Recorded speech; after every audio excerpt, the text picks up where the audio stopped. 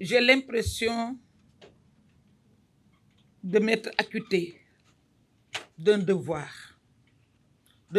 pesant, mais il fallait s'en acquitter. Donc c'est avec beaucoup de fierté que je viens devant vous aujourd'hui pour présider cette séance de remise d'attestation à l'issue de votre brillante formation.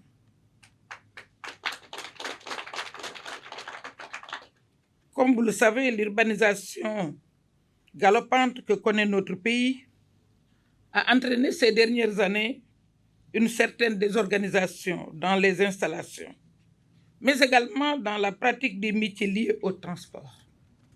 Dans ce contexte, la DER/FJ, comme à l'accoutumée, à travers son programme PAVI, on vient de vous parler du PAVI qui nous a permis de vous accompagner. Le PAVI qui tire à sa fin dans sa première phase, mais qui, grâce au concours, à l'accompagnement, au soutien de notre grand président, le président Bassirou Diomaye Diakhar Faye, va connaître une deuxième phase. Une deuxième phase qui va nous permettre de consolider les acquis, de vous accompagner, mais aussi de répondre à vos différentes requêtes. Donc, l'ADER a fait le choix d'agir de manière structurée, pour vous accompagner, vous former, vous financer, moderniser les acteurs de ce secteur clé. Dans une démarche globale de structuration du secteur automobile, l'ADER a lancé un vaste programme de modernisation des garages. Donc, cette modernisation des garages mécaniques et ateliers de mécanisation, nous l'avons lancée avec un financement initial de 450 millions, injecté au profit de 60 bénéficiaires. Dans le cadre de l'accompagnement non financier des mécaniciens aux bénéficiaires de formation technique au Maroc, et les vulcanisateurs ont été envoyés, vous venez de l'évoquer, Monsieur le Président, à Strasbourg pour se perfectionner dans les standards internationaux. Aujourd'hui, nous sommes réunis autour d'un autre pilier très essentiel de cette stratégie, la formation et le renforcement des capacités, menée en collaboration avec le Centre sectoriel de formation professionnelle au métier de la mécanique et des engins motorisés. Monsieur le directeur, nous vous en remercions. Nous avons financé pour un montant de 50 millions la formation de 200 acteurs de la chaîne de valeur automobile, des mécaniciens, des chauffeurs, des professionnels de terrain, pour ne pas dire des tchak-tchak, qui interviennent chaque jour dans nos villes et sur nos routes.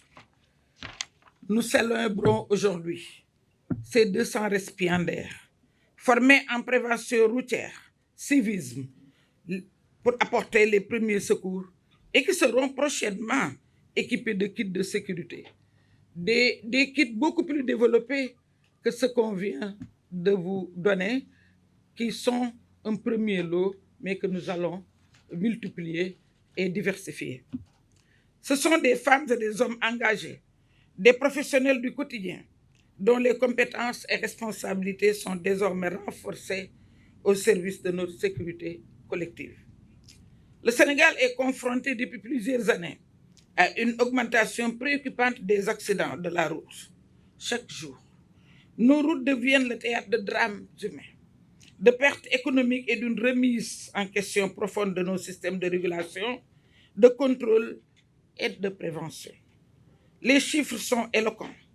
Plus de 700 décès par an, des milliers de blessés et un impact direct sur notre économie, nos familles et notre avenir. Derrière chaque accident, il y a souvent une défaillance humaine, technique ou systémique. C'est pourquoi nous devons agir en amont. Et nous avons toujours cherché ensemble avec les pouvoirs publics des solutions.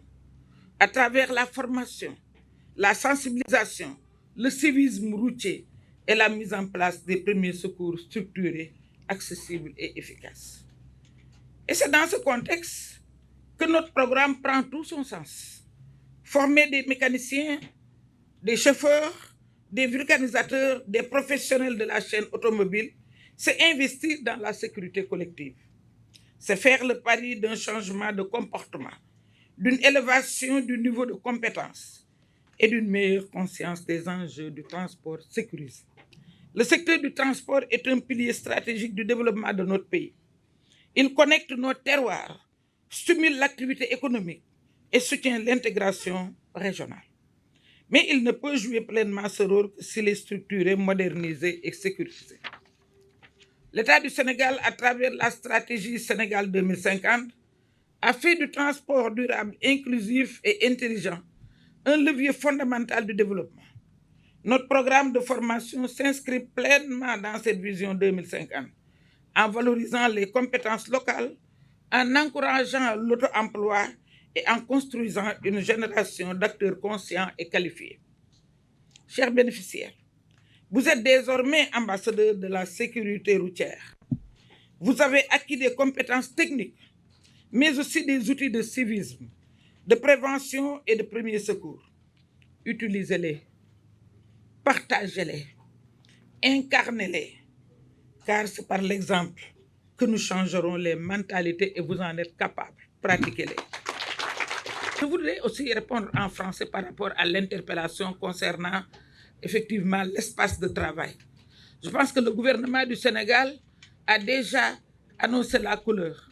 Ici, à Diamniadio, des espaces ont été engagés effectivement pour le recasement des mécaniciens. Donc, nous comptons et nous allons intégrer ce programme pour vous permettre effectivement d'avoir des espaces adéquats pour évoluer.